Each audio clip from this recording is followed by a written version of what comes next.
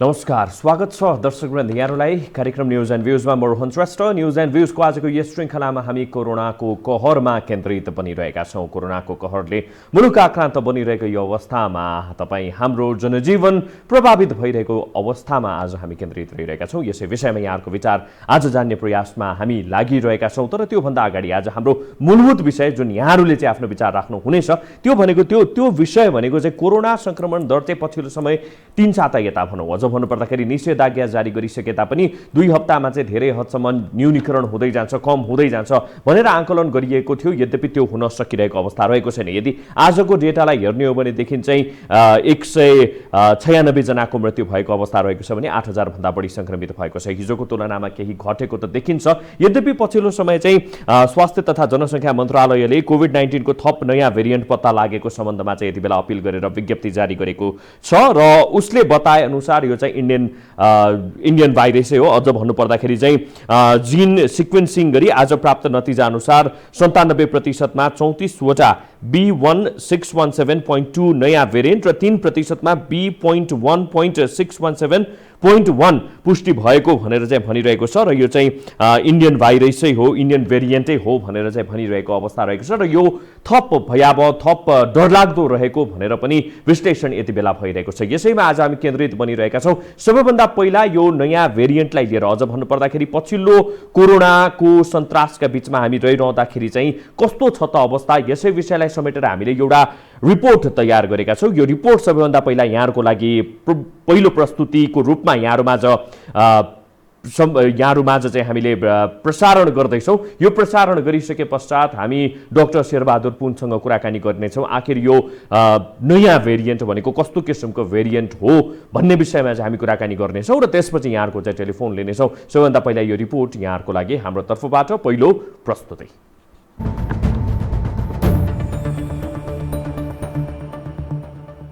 भारतमा संक्रमण विस्तार भएको केही सातामै नेपालमा पनि भयावह स्थिति देखा पर्यो। संक्रमण नियन्त्रण उकालो लाग्ने प्रक्षेपण सहित नेपालमा सरकारले नियन्त्रणको लागि निषेधाज्ञा जारी गर्यो। काठमाडौँमा लकडाउन सुरु भएको पनि 20 दिन पुगेको छ। निषेधाज्ञाको पालना गराउन भन्दै नियामक निकायका अधिकारीहरू सडकमै भेटिने गरेका छन्। निषेधाज्ञा पूर्ण पालना भएको उनीहरूको दाबी छ। तर यही बीच कोरोना संक्रमण उच्च बिन्दुमा पुगेको छ।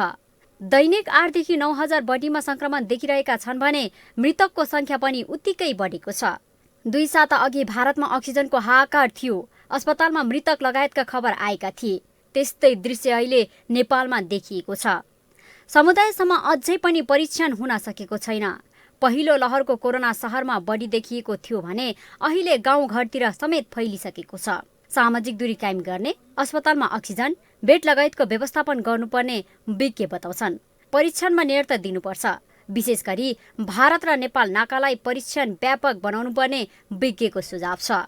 पहिलो लहरमा र दोस्रो लहरको सुरुवाती चरणमा सहर एकदम जहाँ जनघनत्व धेरै हुन्छ, यानि कि सहरमा धेरै देखियो। बिस्तारै अब सेचुरेसन पोइन्ट पुग्यो कि धेरैजना सङ्क्रमित भइसकेपछि अरूमा सङ्क्रमित सर्ने सम्भावना घट्यो।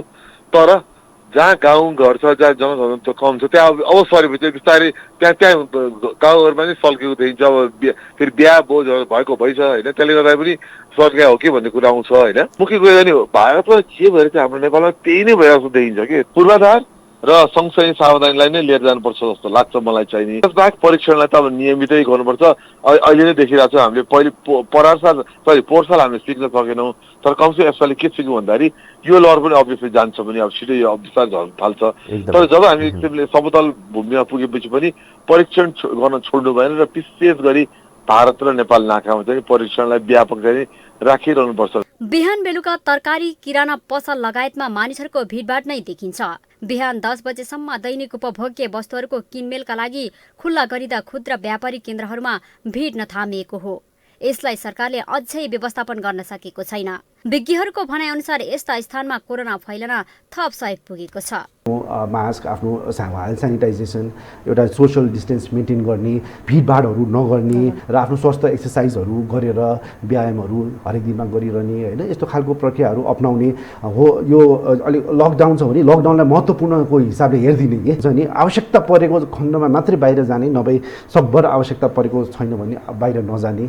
किनभने त्यसको लागि लड्ने डाक्टर साहबहरू सबै हेल्थ हेल्थको इस्यु रिलेटेड हाम्रो स्टाफहरू स्वास्थ्य कर्मीहरू सबैजनाले लागि परेको छन्। सबै कोभिड अस्पतालमा धेरै गाह्रो छ, सबैको फ्यामिली छ, फर्केर आउनुपर्छ घर, फेरि गाह्रो छ होइन, उहाँहरूको सबैको बुझिदिनु होला। यस्तो सङ्कटको अवस्थामा सरकारले स्थानीय तह प्रदेशसँग समन्वय गरेर टोलटोलमा पुगेर नमुना सङ्कलन गरी परीक्षण गर्ने र भ्याक्सिनलाई उच्च प्राथमिकतामा राख्नुपर्ने सबैको सुझाव छ। तर न सरकारले भ्याक्सिन आयात गर्न सफल भएको देखिन्छ, न रोकथामको उपायहरू प्रभावकारी बनाउन नै सफल भएको देखिन्छ। यस्तै अवस्था रहे लकडाउनको समय थपिँदै जाने, तर परिणाम सधैँ हात लाग्यो शून्य हुने अवस्था नआउला भन्न सकिन्न। यो हो टेलिभिजनका लागि लीलामाया ठटाल, काठमाडौँ।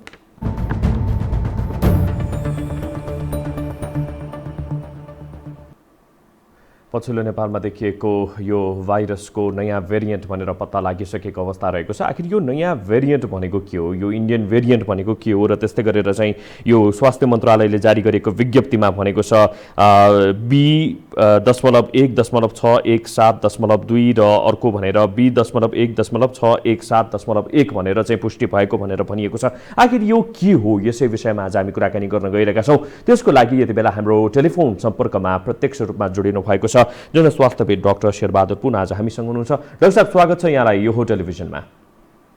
हजुर नमस्कार। डाक्टर साहब, यो अब नयाँ भेरिएन्ट भनेर पुष्टि भएको छ, अघि मात्रै केही समय अगाडि मात्रै स्वास्थ्य तथा जनसङ्ख्या मन्त्रालयले विज्ञप्ति जारी गरेको छ र यसमा भनेको छ, मैले थोरै यहाँलाई चाहिँ पढेर सुनाएँ, आज प्राप्त नतिजा अनुसार 97%मा 34वटा B.1.617.2 नयाँ भेरिएन्ट र 3%मा B.1.617.1 भनेर चाहिँ पुष्टि भएको छ भनेर भनिएको छ। आखिर यो नयाँ भेरिएन्ट भनेको कस्तो किसिमको भेरिएन्ट हो, अलिकति हाम्रा दर्शकहरूको लागि बताइदिनुहोस् न।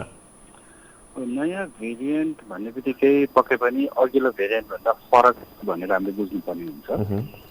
मलाई जहाँसम्म लाग्छ यो भारतीय भेरिएन्ट केही समय अगाडि पनि नेपालमा देखियो मात्र भनेको थियो, तर त्यसको अझ भनौँ टेक्निकल नामहरू दिएको अवस्था चाहिँ थिएन।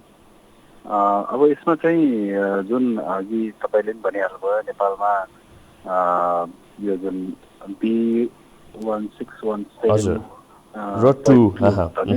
त्यो चाहिँ 97% देखिएको भनेको छ होइन। यो खास भेरिएन्ट जुन छ यो चाहिँ 0.1, 0.2, 0.3 यसरी जुन बन्दै गएको छ, यो चाहिँ बिस्तारै अलिक फरक अझ थप म्युटेसन भएको भनेर बुझ्नुपर्ने हुन्छ। यसले अर्को नयाँ लाइन बनायो, लिनेज बनायो भनेर बुझ्नुपर्ने हुन्छ। त्यो जति बन्दै जान्छ उति हाम्रो लागि त्यति राम्रो सङ्केत होइन। हुन त अब सबै खराबै हुन्छ भन्ने छैन, यसमध्येमा कुन खराब, कुन अलिकति कमजोर अथवा यो खालको चाहिँ हुन सक्ने नै छ। तर पनि यो जुन B.1.617 भनौँ 0.1 र 2 जुन देखिएको छ, यसलाई भेरिएन्ट अफ कन्सर्न भनेर चाहिँ WHO ले 6 दिन अगाडि चाहिँ यसलाई आफ्नो वेबसाइटमा राखेको छ। अर्थात् अब यो भेरिएन्ट अफ कन्सर्न भनेर चाहिँ कसरी बुझौँ त? अब यो चाहिँ अझ थप एकदम तीव्र गतिमा फैलिने, यो थप पहिलाको झन् कडा, यसले चाहिँ उपचारहरूमा चाहिँ प्रभावित बनाउन सक्ने, चुनौती दिन सक्ने, यो जुन प्रयोगशालामा हामीले जुन पहिचान गर्ने छ त्यसमा पनि अवरोधहरू ल्याउने भनेको मतलब सही ठाउँमा पत्ता लगाउनलाई गाह्रो। किनभने तपाईँहरूलाई थाहा छ कतिपय परिवारहरूमा कोहीलाई चाहिँ नदेखाउने बाँकी सबले देखेको त तपाईँहरूलाई थाहा भएकै कुरा हो, कतै न कतै चुनौती जस्तो हुने। त्यस्तै चाहिँ हाम्रो अघिल्लो कोरोना भाइरसको कारणले बनेको जुन एन्टिबडी छ त्यो पनि अलिक प्रभावकारी नहुने, छिटै यसको चाहिँ जुन प्रभावकारी हुनुपर्ने त्यो त्यसको खस्किने। र महत्त्वपूर्ण कुरा भनेको चाहिँ यसले जुन हामीले खोपहरू लगाइरहेको छौँ भ्याक्सिन, त्यसको क्षमतामा पनि ह्रास ल्याइदिने त्यो खालको चाहिँ एभिडेन्स भनौँ न, प्रमाण यसले देखाउँदै गएको हुनाले चाहिँ यसलाई भेरिएन्ट अफ कन्सर्न भनेको जुन चाहिँ साँच्चै नै हाम्रो लागि कन्सर्न छ। र यसमध्येको चाहिँ मलाई चाहिँ के थाहा थियो भन्दाखेरि छोटो समय यति धेरै मान्छेलाई, त्यसमा युवाहरूलाई, बालबालिकालाई त्यसले प्रभाव पारिरहेको अवस्थामा चाहिँ मलाई जहाँसम्म लाग्छ यो धेरै नौलो केही न केही भएको होला। पक्कै पनि भारतबाट त यहाँ आएको छ, भारतमा तपाईँ हामीलाई थाहा छ त्यहाँको अवस्था के छ, र झनै त्यस्तै सिनारियो नेपालमा दिइरहेको हुनाले चाहिँ मेरो गेस चाहिँ पहिला अब भारतीय भेरिएन्टकै केही समस्या होला भन्ने लागेको थियो, जुन चाहिँ अब यो प्रयोगशाला प्रमाणित नगरिकन त अब मैले पनि भन्न सक्ने थिएन। हजुर। अहिले चाहिँ अलिकति प्रमाणित भएर आएको छ, त्यति फरक। यो भेरिएन्टलाई चाहिँ कसरी बुझ्ने? किनभने कहिले युके भेरिएन्ट पनि भन्यो, अफ्रिकन भेरिएन्ट पनि भन्यो, अहिले चाहिँ इन्डियन भेरिएन्ट भनेर चाहिँ हाम्रो लागि यतातिर भनिएको अवस्था छ। यो चाहिँ मुलुकमा देखिएको छुट्टा छुट्टै किसिमको भाइरसहरू देखिएको कारणले गर्दाखेरि यसलाई विभिन्न मुलुकको नामबाट चाहिँ भेरिएन्ट भन्न थालियो, अथवा चाहिँ यो भित्रको साइन्टिफिक कारण चाहिँ के छ? होइन, त्यो सहज रूपमा भन्नको लागि नाम दिएको यही भेरिएन्टलाई नै हामीले अहिले पनि भनिहाल्यो, B1617.1 भनेर दिइरहेछौँ नि त। यो चाहिँ अब साइन्टिफिक नाम भयो, जसलाई B.1.670.1 अथवा 2 भनेर भनियो। यो चाहिँ साइन्टिफिक नाम हो, खास गरी यो हो। तर अब यस्तो हुन्छ, यो अब जुन बेलामा हामीले भनौँ न भन्ने गरियो, ओहो अब यो देशमा चाहिँ यो नयाँ खालको देखियो है भेरिएन्ट भन्ने बित्तिकै त्यो देशको नामसँग जोडेर यहाँ त्यही अनुसार नै अहिले भारतीय भेरिएन्ट भनिएको छ। तर वास्तवमा यसको चाहिँ वैज्ञानिक नाम छ अघि हामीले भनेको B.1.670.1। यो पछिल्लो दोस्रो लहरमा चाहिँ युकेमा देखिएको अथवा अन्य मुलुकमा देखिएको र यो भारतमा र नेपालमा देखिएकोमा चाहिँ फरक चाहिँ छ है? भाइरसको क्याटेगोराइज गर्ने हो भनेदेखि उसको नेचर भन्नको मतलब चाहिँ अब लगभग त्यो पनि भेरिएन्ट अफ कन्सर्न नै हो। B.117 भन्छौँ, 17 होइन, 117 भन्छ, त्यो बेलायती युके भेरिएन्ट भन्छौँ। हजुर। यो चाहिँ अब भारतमा भेटायो अथवा पहिलाचोटि पत्ता लाग्यो अथवा त्यही म्युटेसन भयो होला भन्ने छ होइन, जसको चाहिँ अब हामीले यो यसलाई चाहिँ भेराइटी भेरिएन्ट भनेर हामीले जस्ट एउटा सिम्पल यो कहाँ चाहिँ देखियो होला, पहिलोचोटि पत्ता लाग्यो होला भन्नलाई चाहिँ सहज हो। होइन भने चाहिँ यो त कहाँ बेलायत अथवा विभिन्न देशहरूमा पुगिसकेको छ। अब यो यसलाई बुझ्ने चाहिँ त्यसरी बुझिन्छ। अनि अघि तपाईँले चाहिँ यो भ्याक्सिनेसनको पनि कुरा चाहिँ जोड्नु भएको थियो। यो भेरिएन्टकोमा चाहिँ के भ्याक्सिन जसले लगाएका छन् त्यो अलिकति प्रभावकारिता कम जस्तो देखिएको रिसर्चहरू पनि भएको छ कि के छ? अब इन्डियाकै यदि चाहिँ हामीले रिफरेन्समा राख्ने हो भने हो, जब यो चाहिँ यसको जब यो प्रमाणहरू देखिन सुरु हुन्छ तत्पश्चात नै यसलाई चाहिँ भेरिएन्ट अफ कन्सर्न भनेर राखेको हो, जसमा चाहिँ एभिडेन्स चाहिँ देखाएको छ। त्यसले गर्दाखेरि चाहिँ यसले चाहिँ धेरैलाई प्रभावकारी कम त गराउँछ।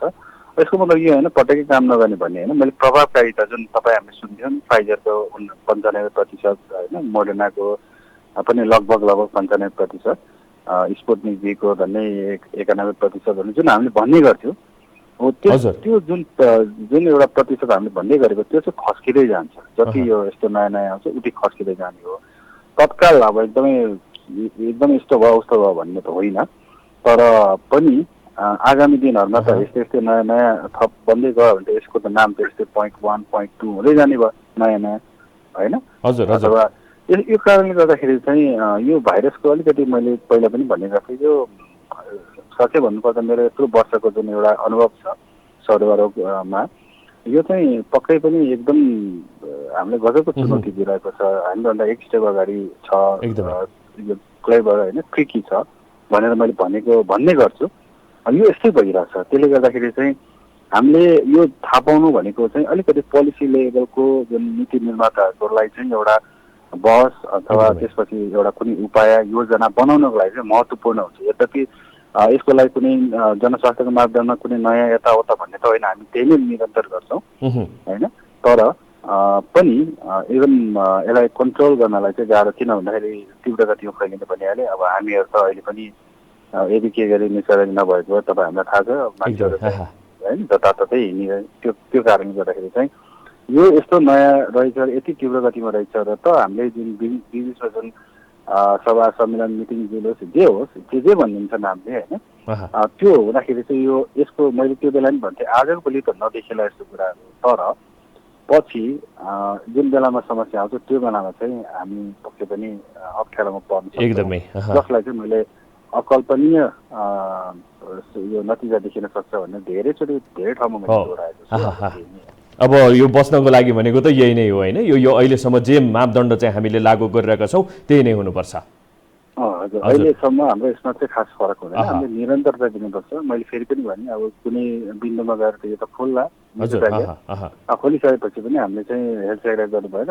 विशेष गरेर फेरि पनि थप म्युटेसन भएर आयो भने चाहिँ फेरि समस्या आउन सक्ने सम्भावना हजुर, छ। यो चाहिँ यो दोस्रो लहरले देखाइदिन्छ। हजुर डाक्टर साहब, अन्त्यमा जाँदा जाँदै एउटा फेरि मलाई प्रश्न गर्न मन लाग्यो। यति बेला के छ भनेदेखि हुन त तपाईँहरू आफै पनि फ्रन्टमा खटिएर काम गरिरहनु भएको छ, थुप्रै डक्टरहरूलाई सल्युट पनि छ त्यसको लागि एकदमै हाम्रो भित्री हृदयदेखि नै। भन्दाखेरि पछिल्लो समय चाहिँ अलिकति स्वास्थ्य मन्त्रालयबाटै स्वास्थ्य मन्त्रीबाटै अलिकति डिमोरलाइज हुने जस्तो कुराहरू चाहिँ अगाडि आइरहेको हो कि सिनियर डक्टरहरूले चाहिँ खटिएर काम गरेनन् भन्ने जस्तो चाहिँ स्टेटमेन्टहरू आइरहेको छ। यसमा छोटो रूपमा तपाईँको केही कमेन्ट छ?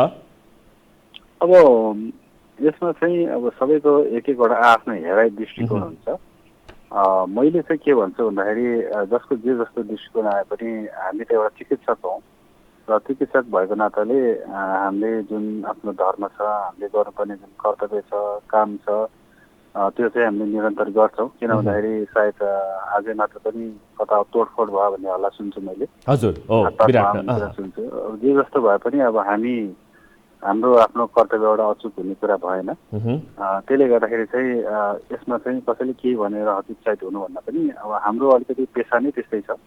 हामीले आफ्नो काम होइन बिरामीको लागि चाहिँ जति सक्दो एकदम स्ट्रेसमा छौँ, हामी चापमा छौँ, त्यही पनि हामी चाहिँ यसमा लागिरहेका छौँ।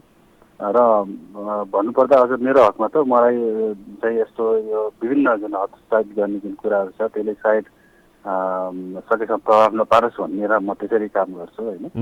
त्यो भएको हुनाले चाहिँ हो अब त्यो आफ्नो ठाउँबाट कसरी बुझ्छ, अब त्यो सबै एउटै मान्छे एउटै एकै प्रकारको हुँदैन, तर पनि हामी चाहिँ आफ्नो कर्तव्यमा हुन्छ। हस् डाक्टर साहब, धेरै धेरै धन्यवाद, यहाँले समय दिनुभयो, आफ्नो बुझाइहरू राखिदिनु भयो, यहाँलाई धेरै धेरै धन्यवाद। हस् धन्यवाद।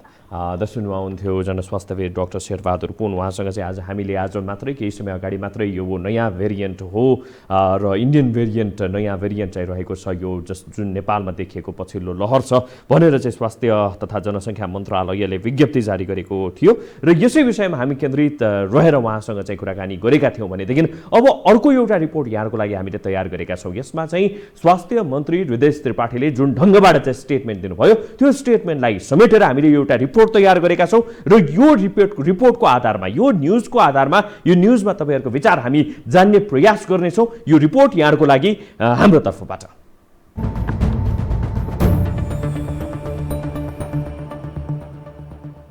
कोरोना भ्याक्सिन आयात हुन नसक्नुमा बिचौलियाहरूलाई दोष दिएर उम्किएका स्वास्थ्य मन्त्री हृदय त्रिपाठीले मृत्युदर बढ्नुमा पनि चिकित्सकलाई दोष दिएर पन्चिन खोजेका छन्। भ्याक्सिन खरिद प्रकरणमा त्रिपाठीमाथि आफ्नै हातमा डाडुपुनी भए पनि बिचौलिया सामु निरीह देखिएको र कारबाही गर्नुको साटो भूतको संज्ञा दिएर बिचौलियालाई उन्मुक्ति दिएको आक्षेप लागेको थियो। तिनै स्वास्थ्य मन्त्रीले कोरोना संक्रमणका कारण ज्यान गुमाउनेको संख्या बढ्नुको दोष पनि चिकित्सकमाथि थोपरेपछि थप विवादमा मुछिएका छन्। संक्रमितको उपचारमा जुनियर डाक्टर मात्र खटिँदा मृत्युदर बढेको उनको भनाइ छ। आकस्मिक कक्षमा भर्ना भएका संक्रमितहरू गम्भीरताका आधारमा नभई पक्षधरताको आधारमा आइसियुमा भर्ना गर्ने गरिएको समेत उनले बताए। यस्ता ससाना कुराले मृत्युदरमा प्रभाव पारेको भन्दै उनले सिनियर डाक्टरहरू कोरोनाको डरले भिजिटमै नजाने गरेको उल्लेख गरे।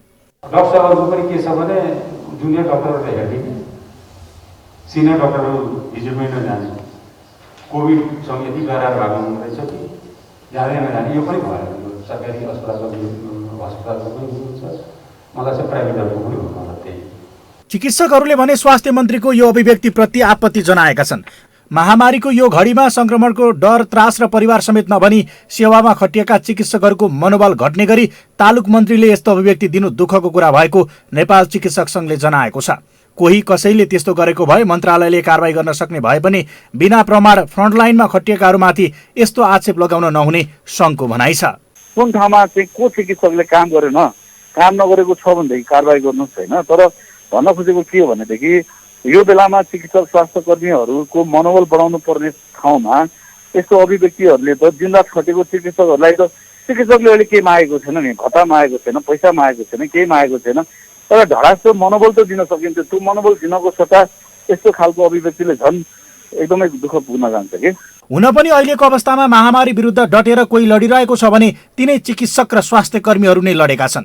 त्यसैले उनीहरूलाई सेतो वस्त्रधारी भगवानको संज्ञा समेत दिन थालेका छन् जनताले। तर सरकारले भने भोकलिन्द्र नभनी संक्रमणको जोखिम प्रवाह नगरी र पैसा भत्ता र परिवार समेत नभनी महामारी विरुद्ध लडिरहेका उनीहरूलाई प्रोत्साहन गर्नु त परको कुरा, राम्रो व्यवहार समेत गर्न सकेको छैन। त्यसमाथि पनि जिम्मेवार मन्त्रीबाटै यस्तो अभिव्यक्ति आउँदा स्वास्थ्य कर्मीको मनोबल घटेको छ। यसप्रति तुरुन्त स्वास्थ्य मन्त्रीको ध्यान जान जरुरी छ। यो हो टेलिभिजनका लागि क्यामेरामा सञ्जय घिमिरेका साथमा कुलचन्द्र विष्ट, काठमाडौँ।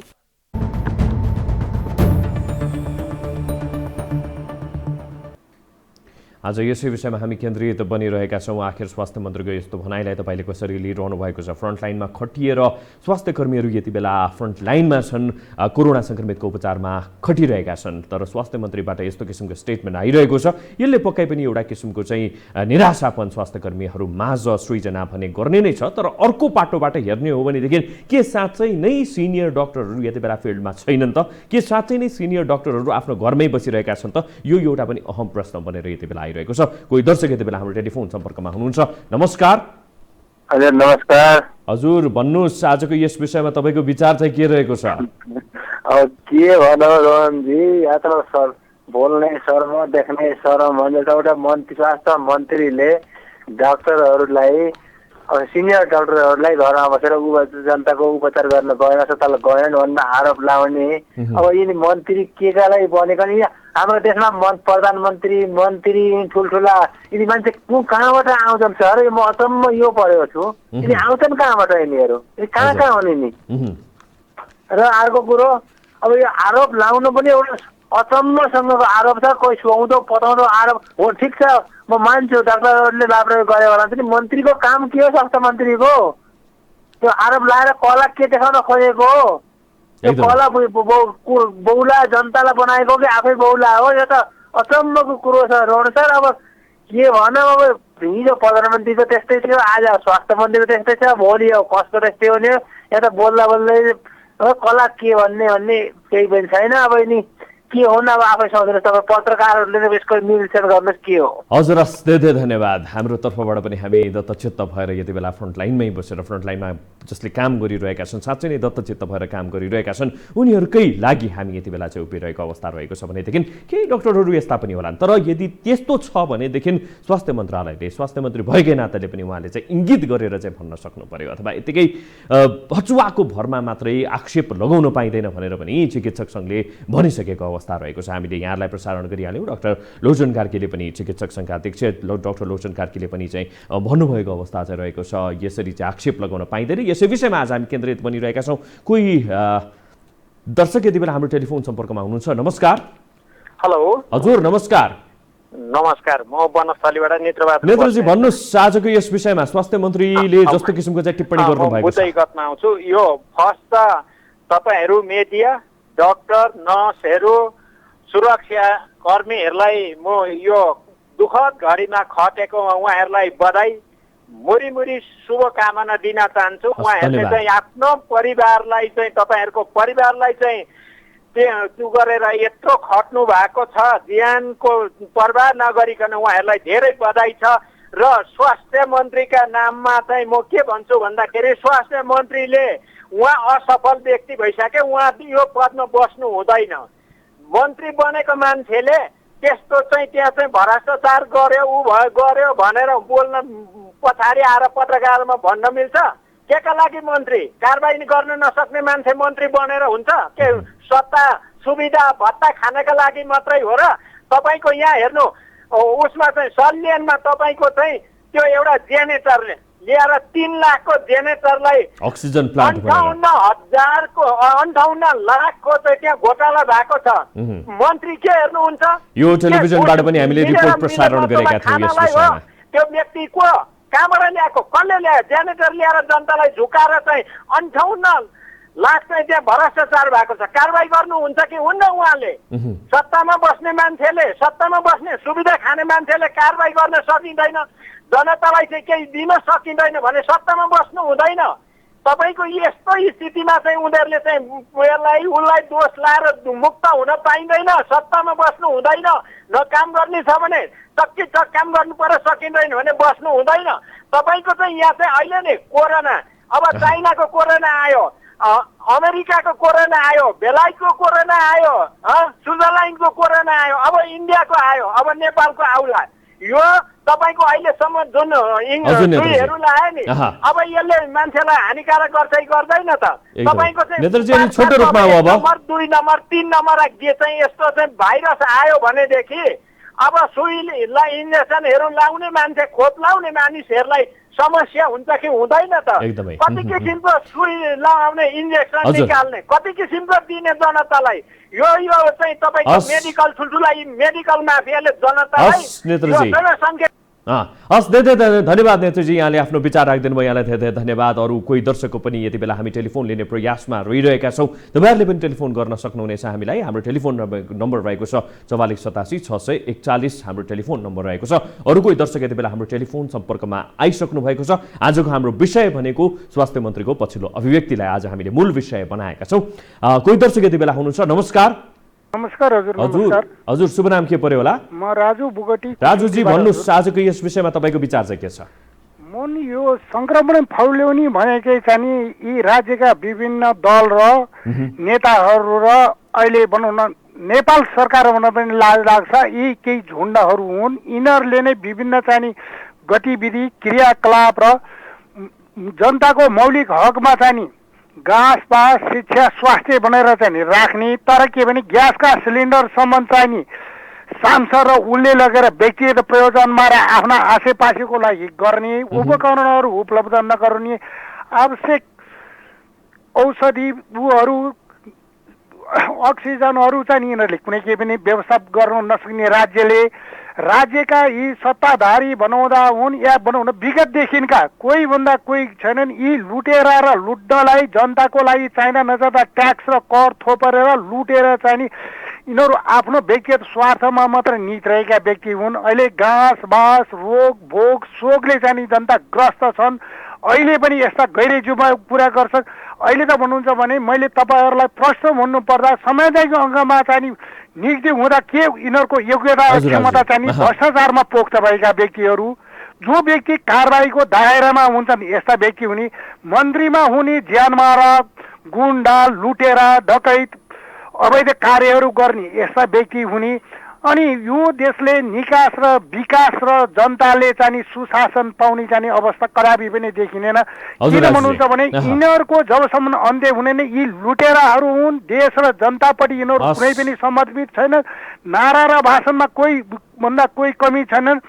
यिनीहरूकै क्रियाकलाप र उसले गर्दा चाहिँ दिनादिन जनताहरू रोग शोक भोगबाट चाहिँ ग्रस्त भएर चाहिँ धन्यवाद राजुजी, धेरै धेरै धन्यवाद। यहाँले आफ्नो विचार राखिदिनु भयो। यहाँलाई धेरै धेरै धन्यवाद राजुजी। राजु भोगटी हुनुहुन्थ्यो कुसुन्तीबाट।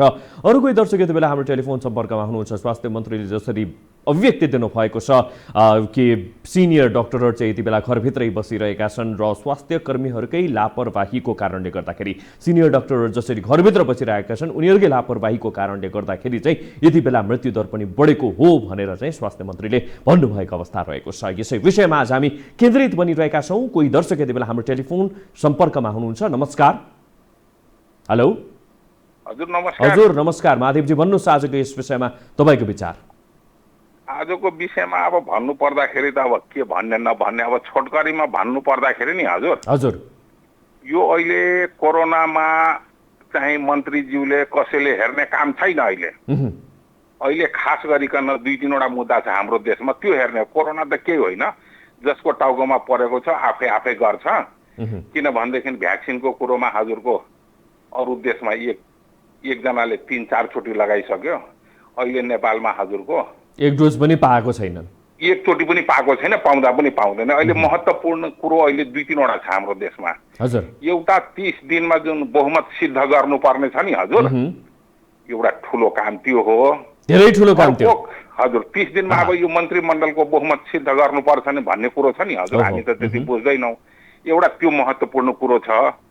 अर्को महत्त्वपूर्ण कुरो के छ भन्नुहुन्छ भनेदेखि अब शपथ लिने बेलामा उल्टो पुल्टो भयो, सर्वोच्च अदालतमा मुद्दा परेको छ, त्यो महत्त्वपूर्ण कुरो छ। अर्को महत्त्वपूर्ण के छ भनेदेखि 7 जना कि कतिजना सांसद गइसकेपछि मन्त्री हुनु नपाउने, त्यसको मुद्दा परेको छ। त्यो महत्त्वपूर्ण चिज हो। जनताको ज्यान भनेको महत्त्वपूर्ण चिज होइन भन्ने पर्या छ। राजपा 2 फ्याक्सनमा गराउनु पर्ने छ, त्यो महत्त्वपूर्ण कुरो छ। अर्को कुरो के छ भन्नुहुन्छ भनेदेखि यो जतिलाई काण्ड लागेको छ त्यो सबै छुटाउनु पर्ने त्यो महत्त्वपूर्ण कुरो छ। अर्को कुरो के छ भनेदेखि 2 रुपियाँ गरेर अहिले डिजलको भाउ पेट्रोलको भाउ बढाइसक्यो। त्यो एउटा महत्त्वपूर्ण कुरो छ। अब 1-2 दिनमा फेरि 2 रुपियाँ 4 रुपियाँ यो हजुरको यो केही होइन, यो मान्छे बिमारी पर्दै गर्छ। म हाम्रो यो स्वास्थ्य मन्त्रीज्यूलाई भन्छु, उहाँले भ्याक्सिनको खोप लगाउनु भएको छ कि छैन? उहाँले त पक्कै लगाउनु भएको छैन होला। किनभनेदेखि जनता ठुलो त होइन, उहाँ मन्त्री ठुलो हो। हाम्रो देशको मान्छेले तपाईँको 10% पनि नलगाउनु पाउने र उल्टै डाक्टरले चाहिँ ज्यानको बाजी लगाएर राति 12 बजे आफ्नो परिवार छोरासँग सुत्ने बेलामा हस्पिटलबाट कल आएपछि चाहिँ हस्पिटलमा दौडेर जाने, उहाँलाई बदनामी गर्ने। एउटा मन्त्री घरमा सुतिराखेर 10 जना कार्यकर्ता घरको अगाडिमा जानेपछि ठुलो मिटिङमा छ भन्ने, राजमहलमा सुतेको जस्तो गर्ने, अनि उल्टो चाहिँ दोष लगाउने। अहिले जुन यो 4-5 वटा मुद्दा हजुरलाई जुन मैले भनेको छु नि, महत्त्वपूर्ण कुरो त्यो हो। यो भ्याक्सिन आओस् नआओस्, यो सिलिन्डर ग्यासको आओस् नआओस्, त्योदेखि मतलब छैन। यो 2-4 वटा कुरो जुन छ नि हजुर, त्यो महत्त्वपूर्ण कुरो छ। र मान्छे जति कम्ती हुन्छ नि हजुर, नेतालाई त्यति सजिलो हुन्छ। थोरै पैसामा चुनाव जित्ने, प्रधानमन्त्री हुने, के हुने, यो चाहिँ बम ब्लास्ट हुने बेला देशमा भइसकेको छ। अब कुरो बुझ्नुभयो? यो अर्नेवाला छैन। अब हाम्रो के छ भनेदेखि अहिले पनि जुनसुकै कुरो काठमाडौँमा सबै कुरा व्यवस्थित छ, हाम्रो गाउँमा केही छैन। अहिले के भन्छ, यतिजना कोरोना भयो, त्यो गलत कुरो हो। त्यो राम्रो ठाउँको क्यालकुलेसन हुन्छ। यहाँ हाम्रो एउटा वार्डमा हजुरको 50 जना कोरोना लागेको छ, त्यसको छ गन्ती? मान्छे मरिरहेको छ, त्यसको गन्ती छ छैन? केन्द्रबिन्दु काठमाडौँ नै हो। यता त नेपालै होइन। अब काठमाडौँको मान्छे चाहिँ जाग्ने हो भनेदेखि यो सबै एकछिनमा फिनिस गर्छ। अब पशुपतिनाथले छिटै काठमाडौँको मान्छेलाई सद्बुद्धि देओस्। हजुर, मैले भन्नुपर्ने त्यति हो। धेरै धन्यवाद महादेवजी। यो साँच्चै नै आम नेपाली जनताको विचार यति बेला बोलिरहेको छ, आम नेपाली विचार यति बेला रहिरहेको छ। कुनै पनि राजनीतिक दलहरूसँग नभएको अथवा भन्नुपर्दा कुनै पनि राजनीतिक दलभित्र आबद्ध नभएका आम नेपाली सर्वसाधारणको आवाज यति बेला बोलिरहेको छ। यही आवाजलाई सम्बन्धित पक्षसम्म पुर्याउने पटकको प्रयत्न हामीले पनि गरिरहेका छौँ र आजको विषयमा पनि हामीले त्यसै विषयमा अझ भन्नुपर्दाखेरि स्वास्थ्य मन्त्रीले जस्तो किसिमको अभिव्यक्ति दिनुभएको छ, फ्रन्टलाइनमा खटिएर दिनरात नभनिकन काम गरिरहेकाहरूलाई जस्तो किसिमको चाहिँ आक्षेप लगाइएको छ, यस विषयमा आम सर्वसाधारणको ध्यान हामीले लिने प्रयास गरिरहेका छौँ। आम सर्वसाधारणको विचार हामीले राख्ने प्रयास गरिरहेका थियौँ र राख्यौँ पनि, केही हदसम्म राख्यौँ। र त्यस्तै गरेर चाहिँ दर्शकवृन्द, यति बेला स्वास्थ्य क्षेत्र अथवा भन्नुपर्दाखेरि राजनीतिक दलहरू मात्रै नभएर के स्वास्थ्य क्षेत्रमा पनि सबै डाक्टरहरूले जसरी चाहिँ आम सर्वसाधारणहरूको ज्यान बचाउनको लागि जसरी डाक्टरहरू स्वास्थ्य कर्मीहरू फ्रन्टलाइनमा बसेर चाहिँ काम गरिरहेका छन्, के सबैजनाले नै 100% दिन सकेका छन् त? अथवा चाहिँ साँच्चै नै स्वास्थ्य मन्त्रीले भनेको जस्तै कोही चाहिँ घरभित्रै पनि डराएर बसिरहेका छन्, सिनियर डाक्टरहरू बाहिर निस्किरहेका छन्? यो पनि एउटा मननीय विषय भनेदेखि अवश्य रहेको छ। यसै विषयमा आज यहाँको भनाइ, यहाँको विचार जान्ने प्रयत्न हामीले गरेका थियौँ। आजको समय सकिसकेको अवस्था रहेको छ। हेर्दै रहनुहोला यो हो टेलिभिजन। नमस्कार।